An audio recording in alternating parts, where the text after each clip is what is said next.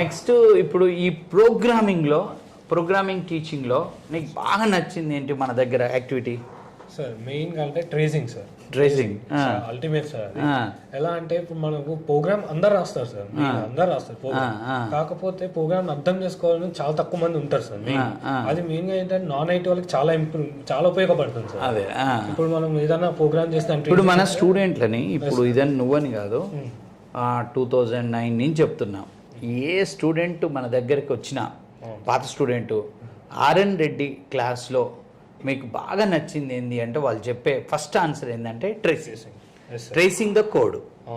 ఇది సో అది యాక్చువల్గా మన ఆడియన్స్ కూడా చెప్పడానికి ఏంటంటే ఇప్పుడు జనరల్గా ప్రోగ్రామింగ్ టీచింగ్లో ఏ ఫ్యాకల్టీ కాలేజీలోనైనా ఇన్స్టిట్యూట్స్లో అయినా చెప్పేటప్పుడు వాళ్ళు ఏం చేస్తారు, ఒక రిక్వైర్మెంట్ ఇస్తారు. అంటే write a program to print so and so message or so and so అని క్వశ్చన్ ఇస్తారు. ఇచ్చినాక డైరెక్ట్గా ఆ ప్రోగ్రామ్ని faculty will write in what system. Student బుక్లో రాసుకుంటాడు, సార్ దాన్ని రన్ చేస్తాడు, అవుట్పుట్ చూపిస్తాడు, కోడ్ ఎక్స్ప్లెయిన్ చేస్తాడు. సో అది జస్ట్ ఒక్క స్టెప్లో వెళ్ళిపోతుంది. సో దీన్ని మనం ఏం చేసామంటే 5 స్టెప్పులు చేసాం. ఫస్ట్ స్టెప్లో స్టెప్ 1 డిజైన్ విత్ ఓపీ అంట. అంటే ఈ యొక్క ప్రోగ్రామ్ని ఎలాంటి అవుట్పుట్ వస్తుందో ముందే మనం స్టూడెంట్ అనలైజ్ చేస్తాడు. స్టెప్ 1. స్టెప్ 2 ఆ ప్రోగ్రామ్కి ఆ యొక్క రిక్వైర్మెంట్కి డిజైన్కి తగ్గట్టు కోడ్ పేపర్ మీద రాస్తాం. స్టెప్ 3 అదే పేపర్ మీద ఆ యొక్క ప్రోగ్రామ్ ఎలా లైన్ బై లైన్ ఎగ్జిక్యూట్ అయితే మెమరీలో ఎలకేషన్స్ ఎలా అవుతున్నాయి, అవుట్పుట్ ఎలా వస్తుంది. స్టెప్ 4 ఆ ప్రోగ్రామ్ని అప్పుడు విజువల్ స్టూడియోలో రాస్తున్నాం సిస్టంలో. తర్వాత స్టెప్ 5 ఆ యొక్క ప్రోగ్రామ్కి ఒక బ్రేక్ పాయింట్ పెట్టి లైన్ బై లైన్ డీబగ్ చేసి ఆ యొక్క కోడ్ లైన్ బై లైన్ ఏం చేస్తుంది అనేది మళ్ళీ పేపర్ మీద మనం memory allocation with output. 5 steps. అంటే ఒక ఫ్యాకల్టీ కానీ ఒక స్టూడెంట్ నార్మల్గా ఒక్కసారి సిస్టంలో ప్రోగ్రామ్ రాస్తే 5 నిమిషాలు పట్టేది మనకి ప్రతి స్టెప్లో 3 నుంచి 5 నిమిషాలు పడుతుంది. దగ్గర 15 నిమిషాలు 5 స్టెప్స్ అంటే 15 నిమిషాలు పడుతుంది. అంటే 3 times టైం ఎక్కువ తీసుకుంటుంది. సో టైం ఎక్కువ తీసుకున్నప్పటికీ ఇక్కడ స్టూడెంట్కి క్రిస్టల్ క్లారిటీ ఉంటుంది. It's ultimate way. So I don't know how many you people are following these steps 100%, but which I was identified in my teaching. Today in programming teaching మనకి ఇంత పేరుంది, మార్కెట్లో ఇన్ని కంపెనీస్ వస్తున్నాయి, మన స్టూడెంట్స్ డిఫరెంట్ బ్యాక్గ్రౌండ్తో కూడా కోడింగ్ నేర్చుకుంటున్నారంటే the methodology of our coding teaching. Whether what I'm teaching, when I am teaching C#.net, I follow the same thing. When I am teaching Python, I will follow the same thing. When I am teaching C language, I am following the same thing. A programming language అయినా ఒక faculty ఒక student ఈ మెథడాలజీని follow అయితే ఏ student అయినా కానీ coding నేర్చుకోవచ్చు. 5th 6th class student కూడా coding నేర్చుకోవచ్చు ఈ మోడల్కి వెళ్తే. Right. So you are enjoying it. But what about students?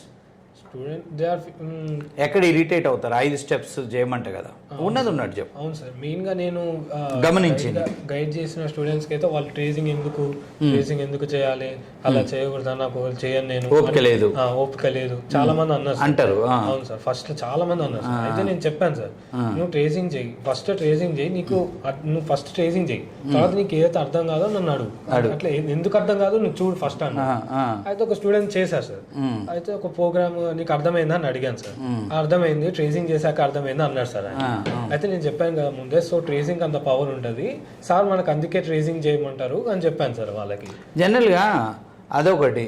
Next ఇంకో క్వశ్చన్ ఏంటంటే డిజైన్. సార్ డిజైను సేమ్ ఉంటుంది, ట్రేసింగ్ సేమ్ ఉంటుంది చూడటానికి. స్టూడెంట్ ఏమంటాడంటే 2 సార్లు ఎందుకు అంటాడు, అది అడుగుతాడు. మూర్ఖులు. హౌస్ ప్లాన్ ఏమో డిజైన్, హౌస్ కట్టడమేమో ప్రోగ్రామింగ్.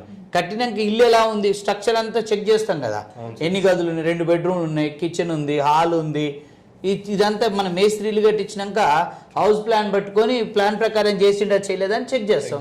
అది ట్రేసింగ్. మరి హౌస్ ప్లాన్ హౌస్ కట్టిన తర్వాత సేమ్ ఉండాలిగా, సేమే ఉంటది కదా, సేమ్ ఉండాలి, దట్ ఈస్ ట్రేసింగ్. ఇప్పుడు హౌస్ ప్లాన్ పట్టుకొని ఇల్లు కట్టకుండా చూసుకోకుండా ఉండం కదా, ఉన్నాం సార్. సో అది మూర్ఖత్వం. అవును. సో దట్ ఈస్ వాట్ అంటే డౌట్ చాలా మంది అంటారు ఇది. చాలా మంది నన్ను కూడా అడుగుతారు ఎందుకు సార్ సేమ్ ఉంది కదా అంటారు. అవును సార్, చాలా మంది తర్వాత ఈ జనరల్గా మన స్టూడెంట్ అయినా ఎవరైనా ఓ రిక్వైర్మెంట్ రాగానే ప్రోగ్రామింగ్ డైరెక్ట్ విజువల్ స్టూడియోలో రాయాలనే సోకు ఉంటుంది, అవును సార్, సిస్టంలో రాయాలి. అవును సార్, నేను సిస్టమ్ని ముట్టుకోవద్దు, first you do on paper. కానీ పిల్లలు ఎక్కువ సిస్టంలోనే రాస్తారు. ఇప్పుడు మనం ఒక 5 టాస్క్లు ఇస్తాం, ఇచ్చి 5 స్టెప్పుల ప్రకారం అంటే ఒక ప్రోగ్రామ్ని 5 స్టెప్పులు అంటే ఇప్పుడు 5 స్టెప్స్ ప్రకారం 5 ప్రోగ్రామ్ 5 into 5 25 టైం అవుతుంది. సో 5 ప్రోగ్రాంలు ఎంతమంది చేశారంటే అందరు చేతులు లేపుతారు దాదాపు. అప్పుడు 5 ప్రోగ్రాంలు 5 స్టెప్పులు ఫాలో అయినారంటే 70% డౌన్ అవుతుంది.